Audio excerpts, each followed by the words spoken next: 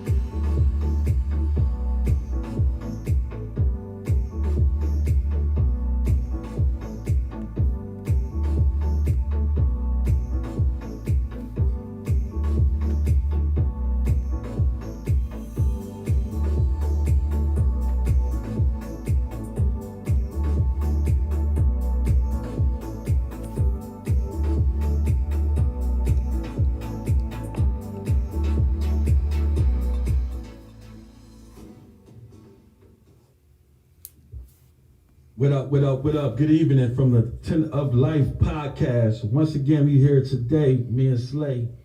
We got Quanisha in the building. She's back here.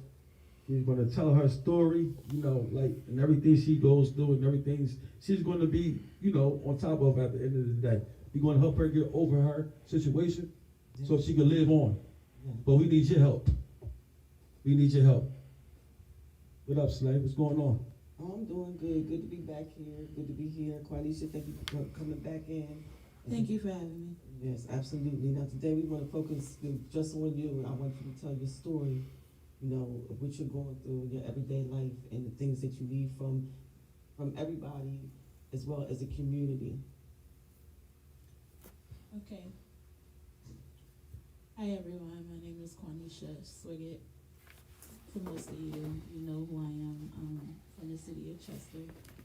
I was diagnosed with end-stage renal failure in November of 2018. In November of 2018, I was a normal person working, paying bills, just living life. I got a call from my doctors, my primary physician, that I should stop what I'm doing and head to the emergency room. So, of course, that's what I did. I headed to the emergency room. So, on my way to the emergency room, before the emergency room, my doctor told me that my creatinine was shot up to 12. And for those that don't know what creatinine is, it determines what your kidney function is. A normal creatinine is 0.5 to 1, and mine was 12. Now, but the physician told me that I shouldn't even be walking, I should be somewhere in a corner, helpless, but I didn't have any symptoms. I wasn't symptomatic or anything. So fast forward, I went to the emergency room as what the doctor told me, and I met up with the emergency doctor. And of course, my primary physician sent the paperwork to the emergency room. When the emergency doctor got the paperwork, they said this must be a false reading. So, of course, it gave me some type of hope that the emergency doctor saying it might be a false reading. He's the doctor. So, of course, they withdrew, drawing more blood work. And as they drew more blood work, I'm sitting in the emergency room waiting, still trying to keep a positive mindset that nothing is wrong. The blood work came back within 20 minutes that I was still at a 12. Now, immediately the doctor admitted me into the hospital. I'm not symptomatic. I feel perfectly fine. But I was still admitted They tried to reverse the numbers by giving me IV fluid. It wasn't successful.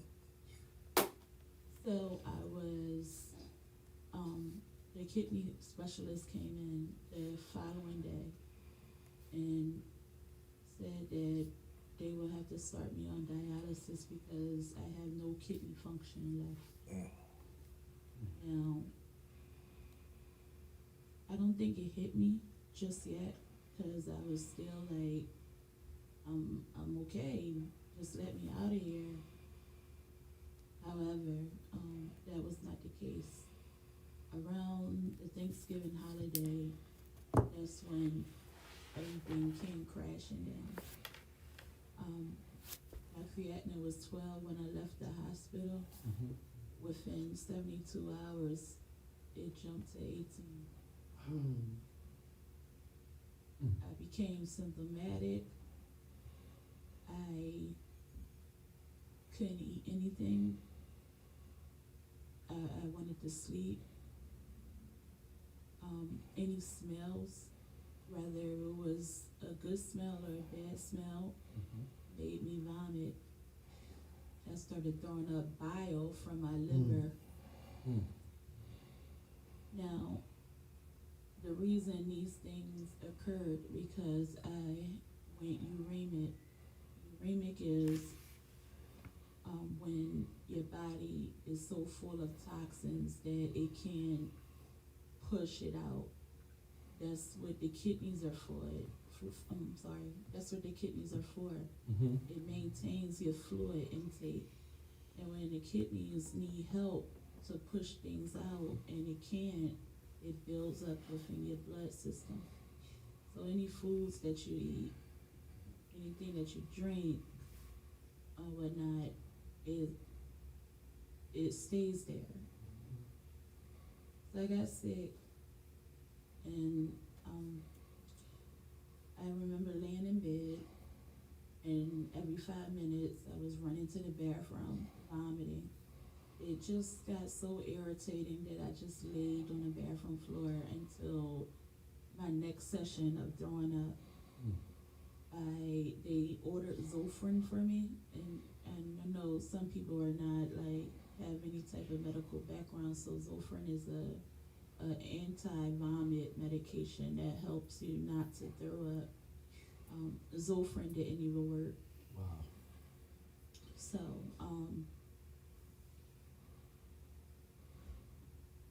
the vomiting kept going and going because I'm at an 18 in my creatinine level. The doctor ordered emergency dialysis, so I had to go into the center and start dialysis right away. Even with peritoneal dialysis, it doesn't help right away.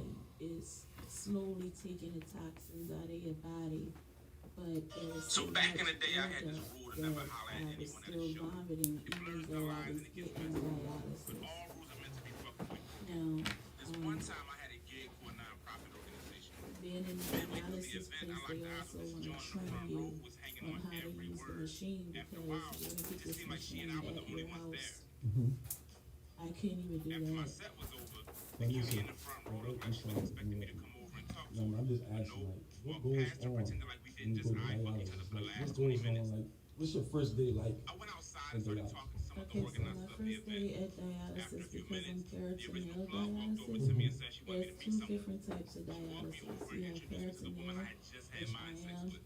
and that The is plug that walked I away so we could have talk. a She was tube hella cute, within my hella belly, cool, Mm-hmm. and we hit it off. and But I at kept thinking about nighttime my I rule. hook up to a Don't machine, shit so with me. it's a No tube that peeing I after hook the up poems. to me, We chopped it up and for a what bit, it and then does, someone it called her away. drains the She told fluid me to out wait of me. there and she'd be right back. So And that's whatever when I I saw the key. eat, That ass. like She had a today, sneaky of course I one have of to those take a asses you binder couldn't see with from every the front, but food. had a A bakery binder around back. is Her booty was a something that gracious God. She was manage my omnipresent. That phosphorus joint from walked going here and up. there. If my, She came back if and I my had to play it phosphorus off go like her up ass too didn't just high, send me into it a can basic kill me, stupor. We talked for a or bit more. She told me she wanted it to survive in can Northeast Philly put and me said she in didn't heart like poetry failure. until she heard mine. So every day, would you have, like, how do you do every day in your life, and what She said we stage should are get you together in right sometimes. now?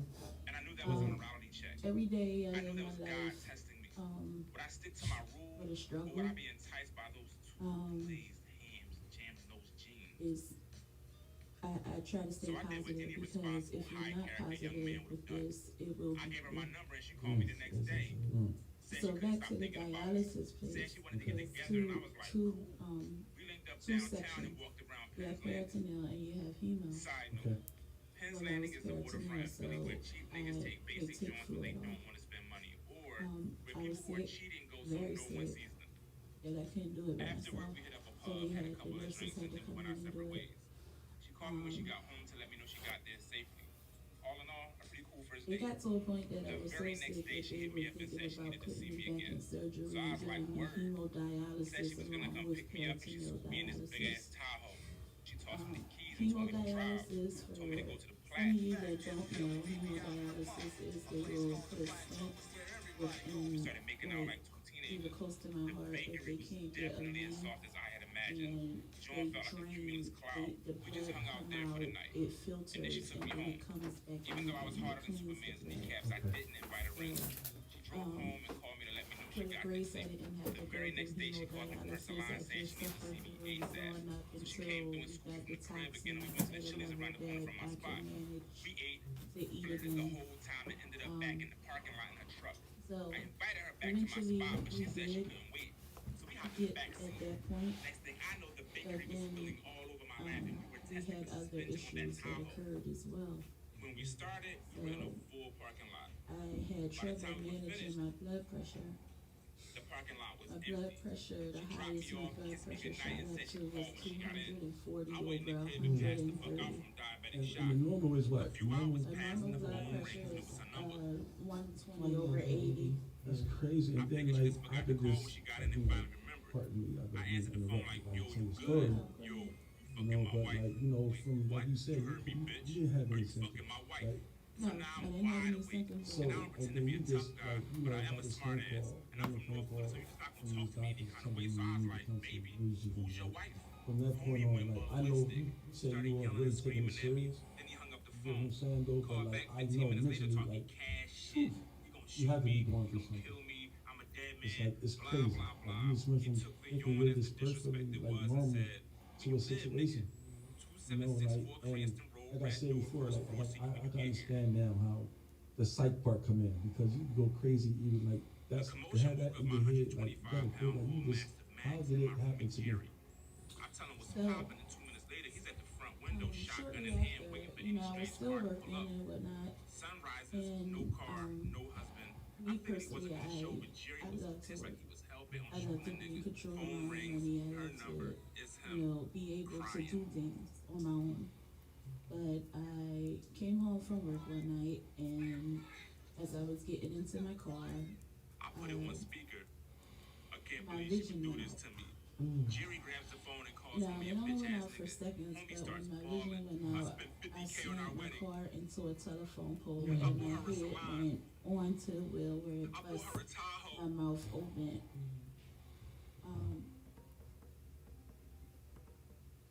So they can't hear you. You just come up to you. Yeah. Sorry about that. I'll repeat what I just said. I was coming home one night from work, and my vision went out. And because of my vision going out, my car slammed into a telephone pole, and my whole face went to the steering wheel and busted my mouth open. I went to the emergency room. I checked everything. My blood pressure was high. Not only that my blood pressure was high, but my sugar elevated because of the trauma. Of course, I was admitted for that. When I was released, there was even more stress, because there was even more doctors having to see. Right now, I see a specialist, a cardio specialist, of course, my primary doctor, and an endocrinologist. And that's just some of the doctors that I see. So getting back to the dialysis part, it was hard. Like, it was hard because I had to come to acceptance, and I wasn't there yet. I didn't know. Right. So I was back and forth in the hospital, back and forth in the hospital, in the hospital. Phosphorus was going up. I was still in school. So I would go to school because I felt like school was something that gave me peace. An outlet. Yeah, an outlet to what was going on. Yes. I can remember trying to do my exam, and I couldn't do it. Mm-hmm.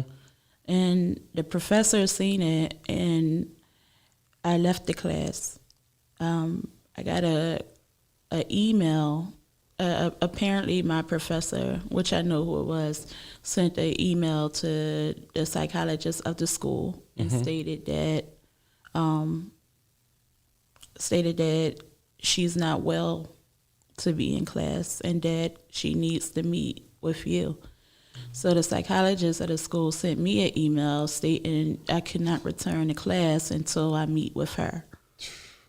Wow. Now, of course, if I want to return to class, I better meet with her. Yes. So, Yes. so I did meet with her. I lied to her, and I told her that everything was okay, that I'm doing well. I just had a rough day. I got off of work, just making up anything to, get out of her office. Right. Walking, I'm pretty sure that she knew, but she wasn't going to fight me on it because I keep telling her that I'm okay, I'm okay. Right. So I leaves out her office, and I'm trying to walk across campus, and it's not even a long way to where I was going, Yes. but I had to stop like 5 times to catch my breath. Wow. I had fluid in my lungs, so it made it hard to breathe, and it also made my lungs work harder for me to move. I went to see the professor, and the professor told me that it's time for you to come out. I explained my situation to her way beforehand, so she knew what was going on. It wasn't something that was a surprise to her. She knew the situation. And I was this close of graduating, so this was the real reason why I did not want to leave school. All I gotta do, I kept telling myself, all I gotta do is get to this finish line and finish. That's all I need to do. Right. And she opened her computer and she pulled up my grades, and she told me that you're not gonna make it to this finish line if you don't stop. Even that, I was not trying to listen to her. Yes. I was like, I gotta get to the finish line. I gotta get to the finish line. Like, this is where I need to be. I need to get here. Right.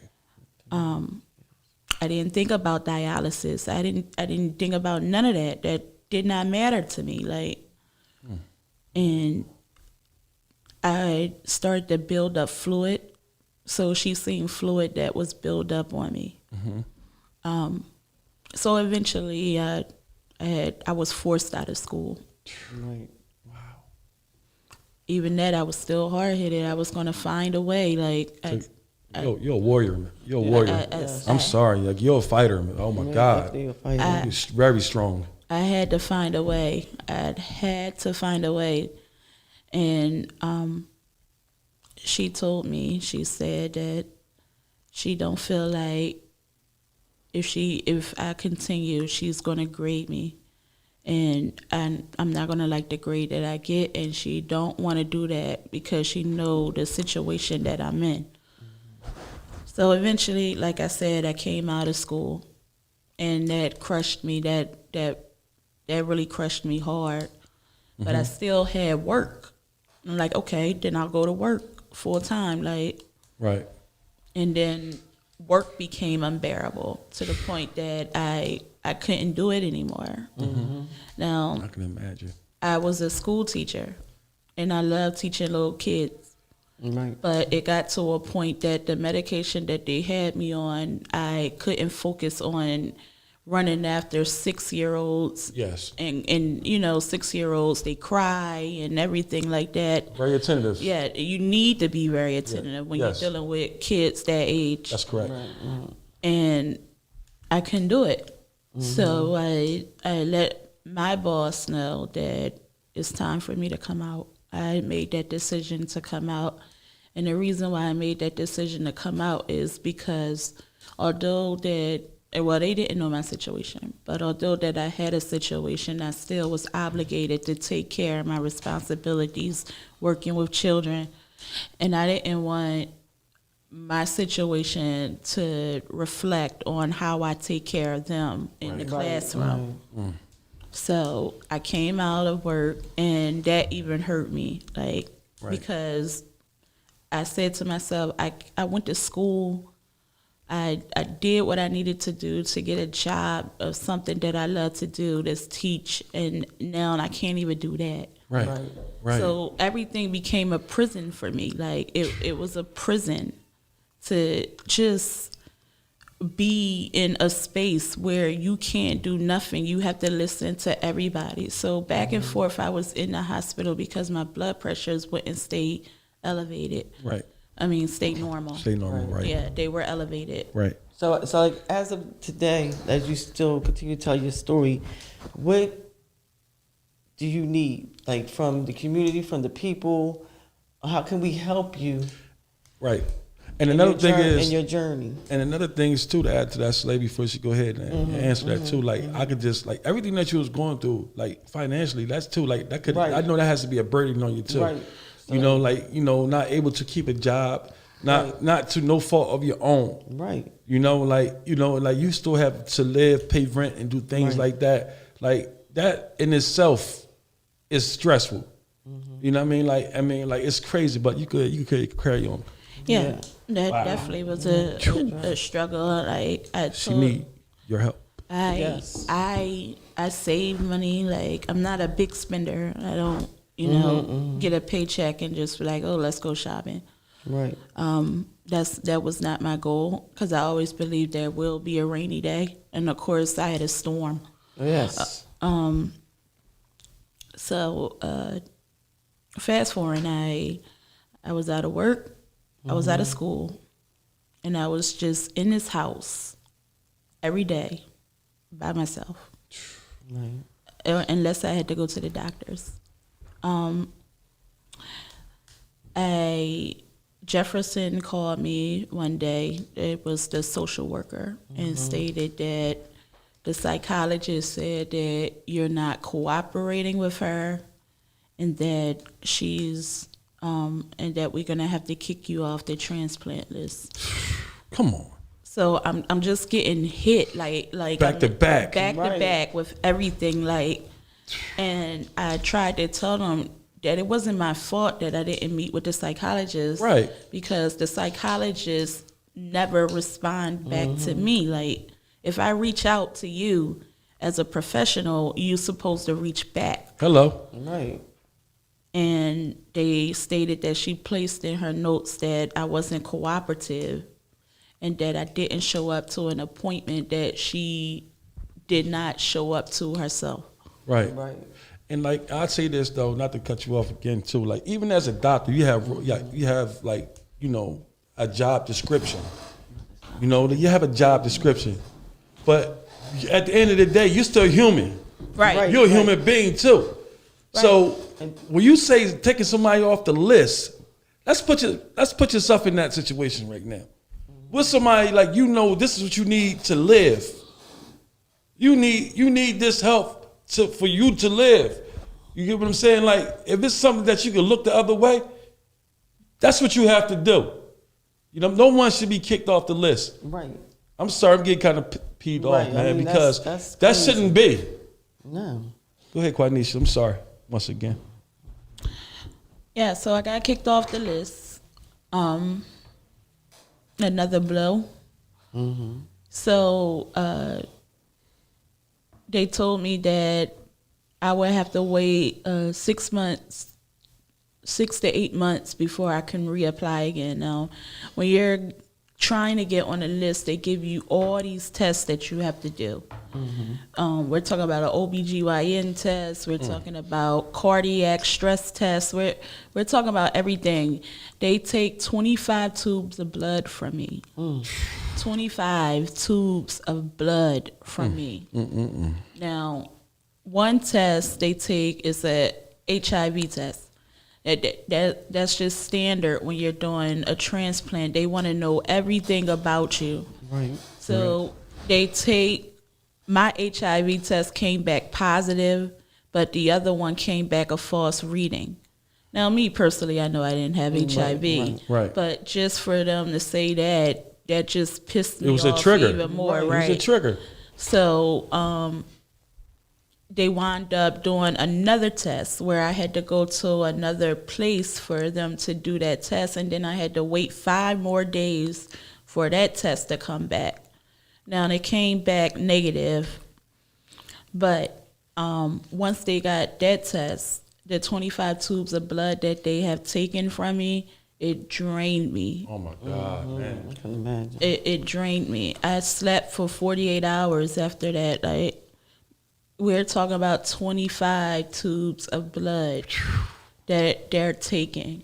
Ouch. And it's standard. They have to. So they took the blood. I went home. I slept for 48 hours. At this particular time, I really didn't want to see food. So the third day, I had to go to the dialysis place where they had to take blood as well. And they have to test you every month. My protein level was so low because I wasn't eating. And they want you to eat a high source of protein. They gave me cereal bars that had protein. They gave me shakes that had protein. However, I didn't eat that. I told them I was eating it, but I didn't eat it. And it reflected when they seen my lab work. My hemoglobin dropped, and that's another thing. Now, we got the kidneys under control with no fluid, but now hemoglobin is dropping. That made me even more out of breath, where I had to get a blood transfusion. I had to get 3 blood transfusions because my hemoglobin wouldn't stay up. So anything 6 and below calls for a transfusion.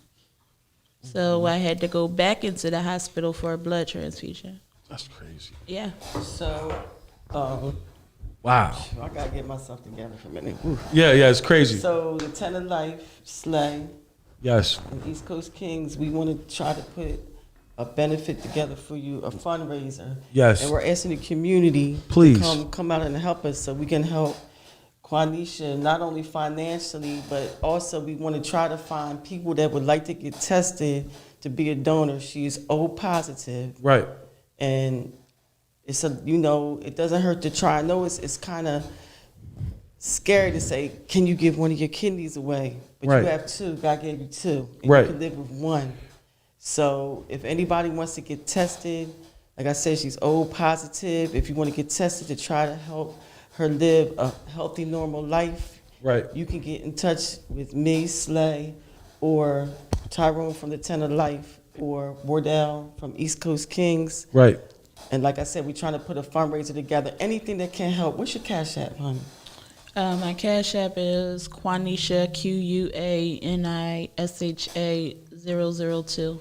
Okay, so any donations y'all can give, anything to help her out. Like I said, the most important thing is that we want to try to get donors or people that want to get tested to help save her life. And to add to that, too, listen, right? This is going to be the beginning. This is going to be bigger than Quanisha. Right. Quanisha is just going to be the face of the change. Yes. Like we're going to fight for not just Quanisha, it's everyone that's going through this right now. We want to get rid of that, take it off the list stuff. We want to, if we get enough people, to come together, we can stop that because everyone deserves to live. That's right. Like everyone deserves to live. So this is going to be major. Help us right now. Yes. Let's help Quanisha right now. Let's help her. So Hit that Cash App. So my house, Just to fast forward, my house, it looked like a storage. It's not a home.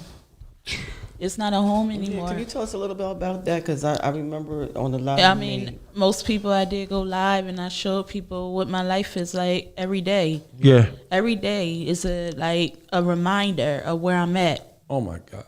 So, because of COVID, they can't take the boxes upstairs, so they're downstairs in my living room. Now, if my brother come up, he'll make sure that he can take them upstairs, but Right.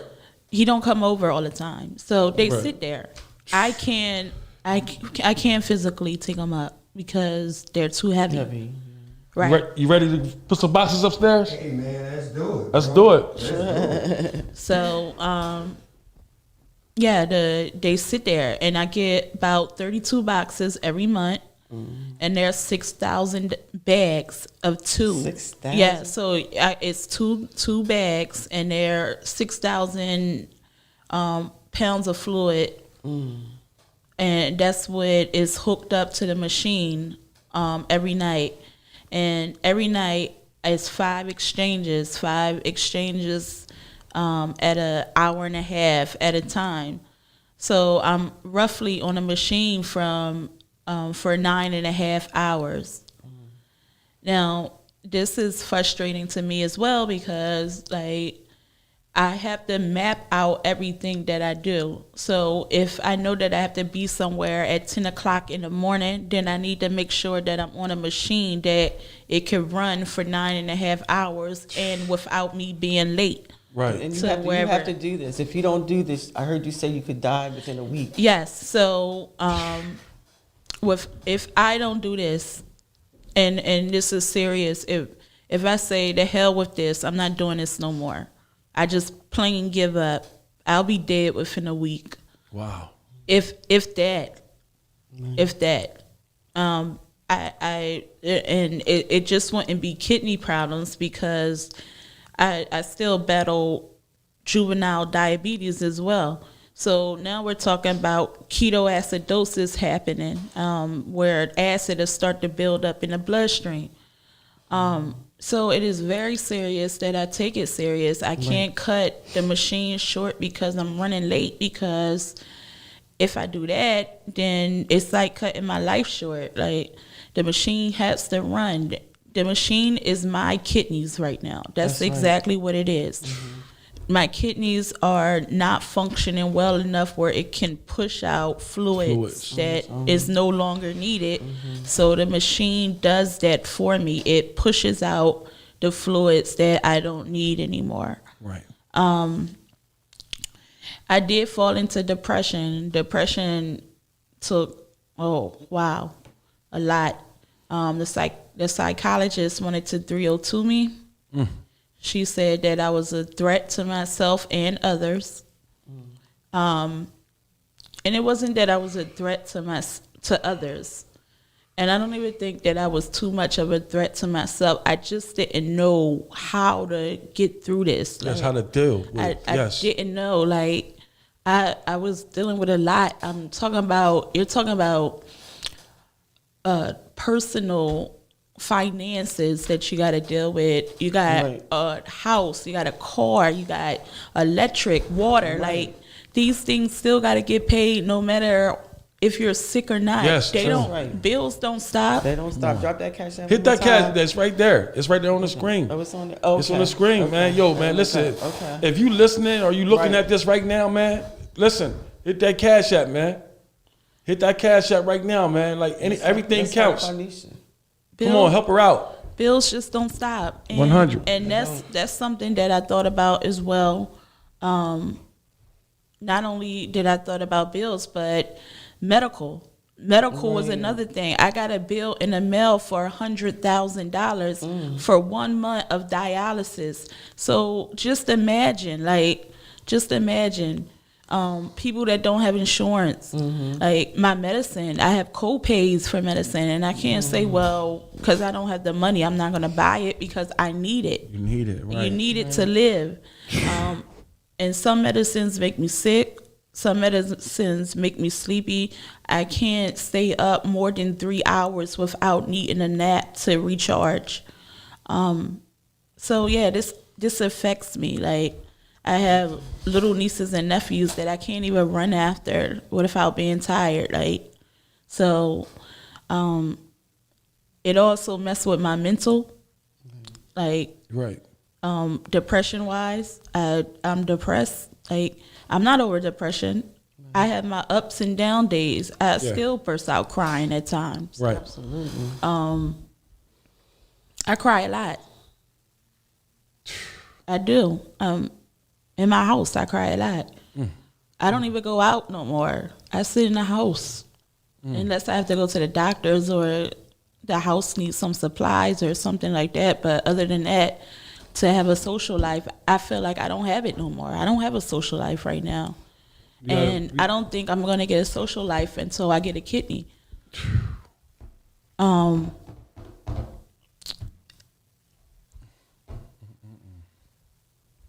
I did apply pressure to my siblings. Right. But like I said, like, they're human too. Like, Right. so that's a huge decision for them to make. What the doctor told me that they would be more likely to be a match, but I can't pressure somebody to do something that they don't want to do. I can say thank you, but that's about it. Right. But yeah, life haven't been right for me, and it's not going to be right until I get a kidney. Is it It's a coming. long process to get tested? It is a long process, and it's not that if you're O positive that you're a match. They got to do a screening of your health. They got to do everything. They make sure that you are okay to give a kidney and that you might not need one down the line. It is like, it's so much that goes into this. Right. Right. And the doctors are doctors. They're only there for one medical purpose, and that's to look at science. But they're not looking at the fact that the person as a whole and what they go through.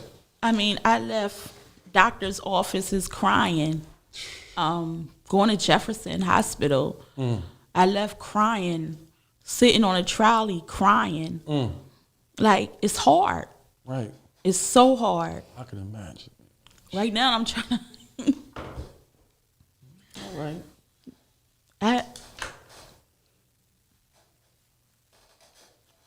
I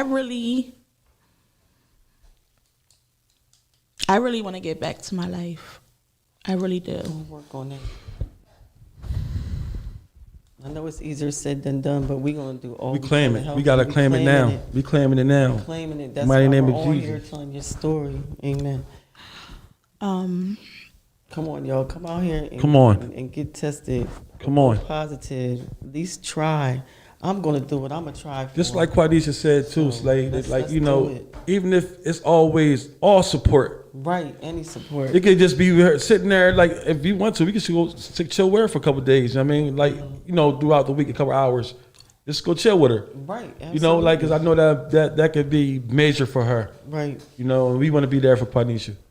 We really do. Right. And everybody, she's going to have T-shirts, wristbands, Right. She, We here. She had, you have them already, or? So this is my shirt that I'm wearing right now. Mm-hmm. It's a Fight for Nisha. On the back is a lion that we fight together. Those shirts, it's gonna be more shirts made. I'm sold out right now. Okay. And I also have more wristbands coming. Lincoln took most of them. Okay. So I'm just waiting right now. I also do dinner sales as well.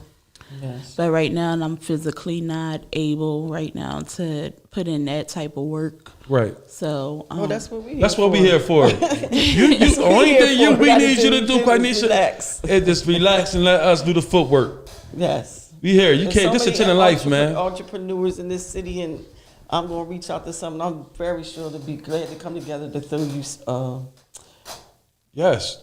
Listen, like my Tenant Life family, man. Coatesville, Westchester. Yes. You know what I mean? Like, Chester, come on, man. I need all y'all to chime in right now. Yes. You know what I mean? Like, let's help her right now. Let's help Quanisha right now. Yes, fundraiser. That's where I was looking for. Her story got me so. Yes. It's time right now. We trying to put a fundraiser. She deserves to together. live. Yes. She deserves to live. Yes. For real, for real. And we brought her back. I mean, like, again, because we wanted her to know that we have her back. That's right. Slade called me, like, I appreciate Slade too. You know, like, you know, just really, like, going hard. Like, she's really genuine about helping. Absolutely. You get what I'm saying? So, Quanisha, we got your back. You know, like, we can't tell you not to feel how you feel. Right. But we're going to try our best to help you to get through. Right, Yes. and I had a lot of people like, "Oh, it's gonna be okay. It's gonna be okay." Right. And I mean, I wanted to be like, "Can you promise me it's gonna be okay? Do Right. you Right. have you had a talk with God and He told Right. you that I'm gonna be okay?" Right. Because that's another thing. Like, I lay in bed at night and I think, like, when is my time up? Like, is my time up? Like, because you don't know. You don't know when you're fighting this. I just 2 weeks ago I had a TIA, and a TIA is a mild stroke, and I didn't even know that I had a mild stroke. I live home by myself, so imagine me getting up in the morning just to go to the bathroom or get a cup of water or something like that, and I fall out. Nobody's there. Nobody's there. That's the point. Like, I think of those things, and I try to be mindful of how I'm doing things and be manageable of sugar, be manageable of the blood pressure. But like I said, like, anything can happen. Like, my blood pressure was under control. My sugar was under control, but I still had a mild stroke. You know what I'm saying? Like, and it took my left peripheral out. And for y'all, left peripheral is vision. the vision. The vision. Yeah, it took that out. Yes. So I am mindful of all those things. It's times that I get up in the middle of the night. I don't even go back to sleep. I just sit up. I have visual hallucinations through depression. And that started after I was diagnosed with kidney failure. I started having visual hallucinations. I dropped weight. I'm pretty sure that a lot of people know who I was when I was healthy. Right. And I went down to 120 pounds. It just doesn't take take you physically, but it takes you mentally as well. Oh, yeah, most certainly. I know. It has to. My self-esteem went to the gutter, like, to the gutter. I would look at myself in the mirror and be like, "You're ugly. Like, you're so ugly." Like, my weight just went ridiculous. I couldn't understand. And then marks started to come on my face, and I had never been a person that, like, makeup like that. But at a point, if I had to step outside, I'm not going outside because my face is full of bumps or my body is full of bumps, and I just find that not attractive. And, you know, if people know what I was going through, they will understand. But you're dealing with people that probably don't know, and they're like, "Wow, look at her!" Like, judging already, and don't even know. Don't know what's going on. Don't know. And Stop judging people, folks. And 1,000 people can say you're beautiful, but if you're not feeling that, then it doesn't matter how many people say it. Yes. Like, that's for real. It just don't. Yes. So that was another thing that took that from me. Like, it took a lot from me. Right. It's just not taking my organs. It's not taking just that. It's taking my whole life, how I perceive things, how I think. I find that I can tell other people how to be beautiful and this, that, and the other, but I don't even believe it in my own. So how can I tell others that when I'm having a problem and I'm struggling to believe that myself? So that became an issue. Like, yeah, so like I said, if I have to step outside, I got to have makeup on, because if not, I'm not going to step outside. No one's going to tell me to step outside unless I have makeup on. Because unfortunately, what the skin specialist told me is, until I get a kidney, these bumps are going to reoccur. Like, they're just going to come. They're going to come because it's phosphorus that's building up and it's under the skin, so it's trying to push its way to the surface. So that's why marks are coming on your body. Right. So that's another thing that I also battle. I'm telling you, my dresser is a walk-in pharmacy. That's what it is. I have so many different types of medicines on that table, and I have to take them every day. I take about 10 pills a day. Wow. And this is not life. Not for me. Yo, listen, it's time to help, man. Like, I mean, I'm talking about every human being that's hearing this right now, that's witnessing this right now. Yes. You know, like if you're in the medical field, you know, like you could talk to somebody right behind closed doors, you know, and let's do something. Let's come up with a plan Right. for Quanisha today. You get what I'm saying? Like, because she deserves it, man. Like, and I'll come down there and sit with you if you want me to. Like, if you're cool with that, I'll come down there, you know, at least twice a week, you know, do my schedule. And I'll definitely do that. You know, just check up on you, make sure you're good. And when you get your medicine, I'll take it upstairs for you. Big brother, take a break. You got that from me. Thank you. Absolutely. So yes, we need to get this word out. Everybody that's watching this, share. Like I said, you can contact Tyrone from 10 of Life, Slay, with East Coast Kings No Shore, Brother Bryce from CNP Yes. Radio. Yes, sir. I appreciate you having us Yes, up there thank you, again. Bryce, again. You know, and hopefully the message got across. We're gonna keep on. We're gonna keep on pushing. And anybody that wants to come, you know, together with us for the fundraiser, Come on. please contact any of us because we want to hold that thing right here. We're gonna put it right here. A big fundraiser Friday, for her. we'll have a meter. I'll get a meter. You know, and then every time someone donate, you know, we'll stick her on the wall or something like that. Oh, that's good. That's good. Yeah, that's what we'll do. We also want to have a fundraiser for selling things. And, That too. get some Yeah, of these people together. everything. Yeah. Anything helps. You get what I'm saying? Please But help. while we here on this live stream right here, we could definitely use that platform And then for the this. most important thing is anybody that wants to get tested. So hold that up, Ty. Yes. This is the paperwork. She can get that for you. You can read about it and see, you know, if you are a match or if you're willing to give a kidney. I know it's a hard The fundraiser going to start Friday. Dante Dante Hollis, Friday. We're going to start that right here on this radio station from 6 to 8. Yeah. You know, like right now, you could definitely give a gift right now, right there, hit that Cash App. Yeah. Help her Not out. only that, Dante, we trying to put a fundraiser together where we can all get together and maybe all the entrepreneurs and sell things and then donate the money to Quanisha. Yes. That's crazy that you said that too, Slay, because I just got finished talking to one of my friends in Westchester. She's a director over there at the Westchester Community Center. And I was asking her if we could use downstairs to do like a pop-up shop. Wow, look at that. We could use that right there just for this. Yeah. All the So that's what I'm yelling out to all the city of Chester or in surrounding areas. If you want to come, we could get together. We do a fundraiser for her, the entrepreneurs, and sell some things and donate, you know, the funds directly to Quanisha. Quanisha, what does someone have to go through if they want to donate a kidney to you? Okay, so if anybody want to donate a kidney, I always ask to read through the packet first. That's a must. I want you to get a full understanding of what you're doing. I don't want anybody going in blindsided and not understanding. If you do decide to give a kidney, you will fill out a paper form that I will email to you, or I will even meet you somewhere just to give it to you. And you fill out this paperwork.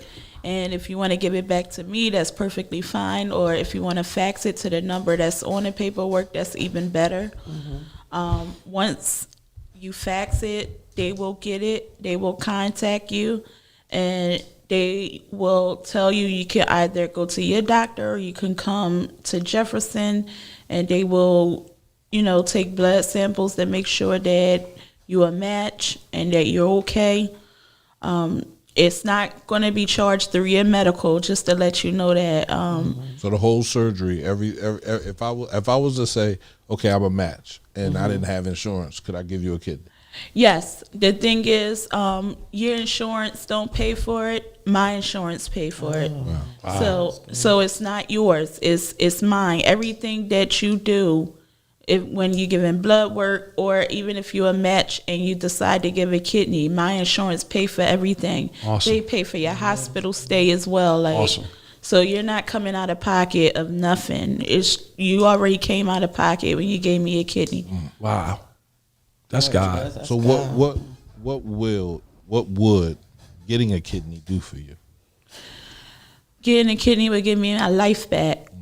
I can go back to work. I can go back to school. Amen. And I can go back to helping people like I was doing before this. Like, right now, I'm the one that need help. I'm a big person in charity work. I love charity work. So doing fundraisers is something that I love doing. And at this point, I'm too tired. I can't do it right now. Right. So I need a kidney to feel better. I need a kidney to go back to Your life. living life. Pretty much. That's summing it up. Living life. Listen, I definitely want to support you. However, I can support you through the radio station. We got tons of shows. Different people tune in for different situations. So, if you have time, you can come through on the morning meeting. Awesome. I'm sure Mike would love to sit and talk to you. The more people we talk to, Yes. this is about, right? We Yes. take the different Yes. voices of the community and we put them on the radio station, right? It's not about one particular person. Yes. It's about That's all true. of us. That's all of us. Yes. Right. That's true. That's true. If Very true. if you are able to, then I give you the station however you see fit.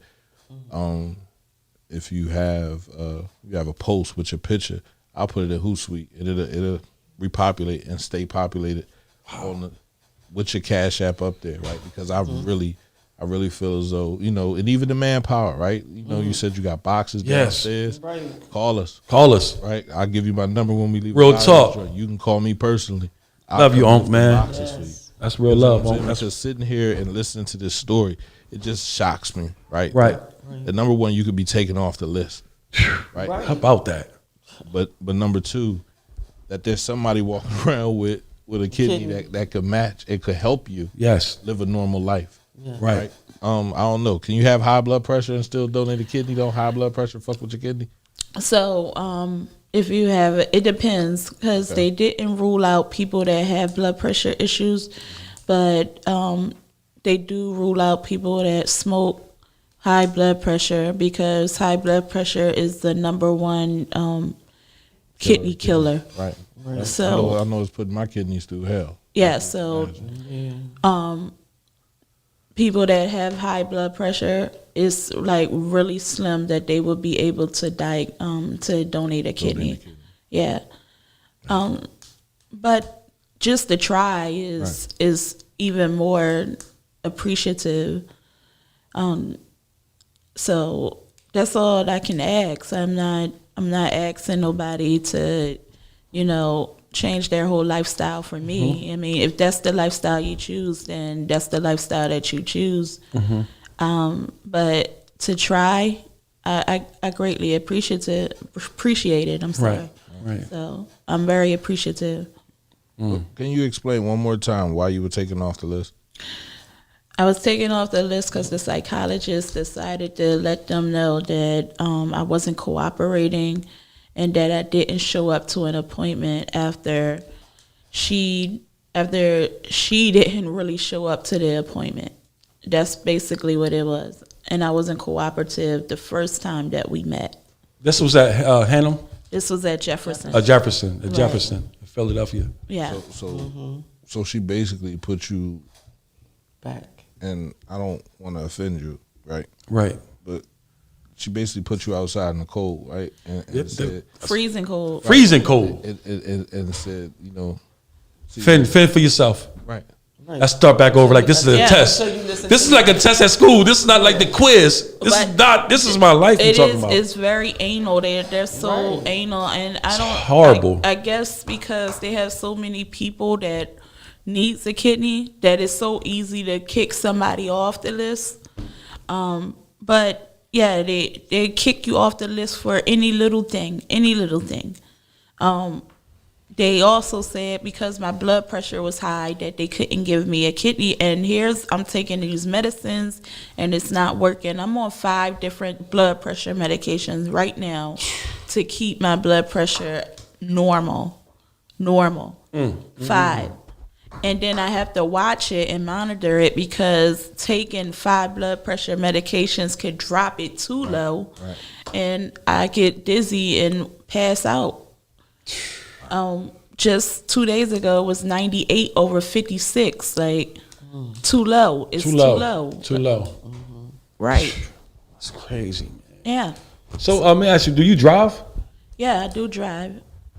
But I don't drive when it get like nighttime. Like during the day it's okay. At nighttime It's hard to say. it becomes hard to see at times, depending on it depends on what my sugar is, because my sugar has a contribution of what my vision feel like. Yes, right. With diabetes, it attacks the little nerves of your in your body. Pupils. Yeah, so you have little nerves in the back of your eyes. So what happened is with diabetes, when it attack, it bursts them little nerves, and you get bleeding in the back of your eyes, and then it becomes blurry. Your vision becomes blurry. It's not saying that you can't see, but for instance, if Miss Susie was out there and she called my name, I wouldn't be able to see who she was until she came a little bit closer to me to see. So I try to stay off the road at night because I don't want to get into an accident and hurt nobody, and neither do I want to hurt myself. Right. That's true. Yeah. So I do see a retina specialist for that, and he has to stick a needle within my eye every 3 months. But before that, when I had bleeding in my eyes, I had to go to him every 2 weeks, and he had to put a needle in the left eye, and he did laser in the right eye. And he told me that if this does not clear up, then he will have to do surgery to fix my eyes. And that was after the car accident happened. That's crazy, man. Mm-hmm. Well, I need a picture. Yes. A short write up coming from you. Yes. Right. And your Cash App, and I'm gonna put it on our page. I'm gonna send it to Leslie. She'll put it on Hootsuite, and it'll just keep replaying. Resurfacing. Like I said, I don't know what else I can do for you. Right. Right. If I ain't have high blood pressure, I would damn sure go and get tested. I know you would, man. Right? I think you guys doing a lot right now by putting it out there, putting a message out there. I started this a while trying to do something like fight for Nisha. Right. And just to have more people joining me, that's a blessing. God, we here, man. That's a blessing. We here. Yeah, so. Turner Life has your back. Slay has your back. You know what I mean? He definitely has your back right here. They call me, man. I mean, like, come on, man. Like, come on. We here, man. Uncle P got you. You get what I'm saying? I'm trying not to cry, bro. Yo, I'm holding back myself. I don't want I'm nobody holding back cry. myself, man. Like, I mean, it's the overall community. It's everything. It's not just you. Right. This is a moment where we should be giving life. Right. We facts. shouldn't be taking it, right? Facts. Yes. What can a person do with one kidney? Like the person that gives you their kidney, what would their life be like? Well, a person that donates a kidney, they bounce back faster than a person that received the kidney. So their life will still go on as if they had 2 kidneys. It doesn't affect them in no way. As long as that one kidney is healthy, Right. it works same.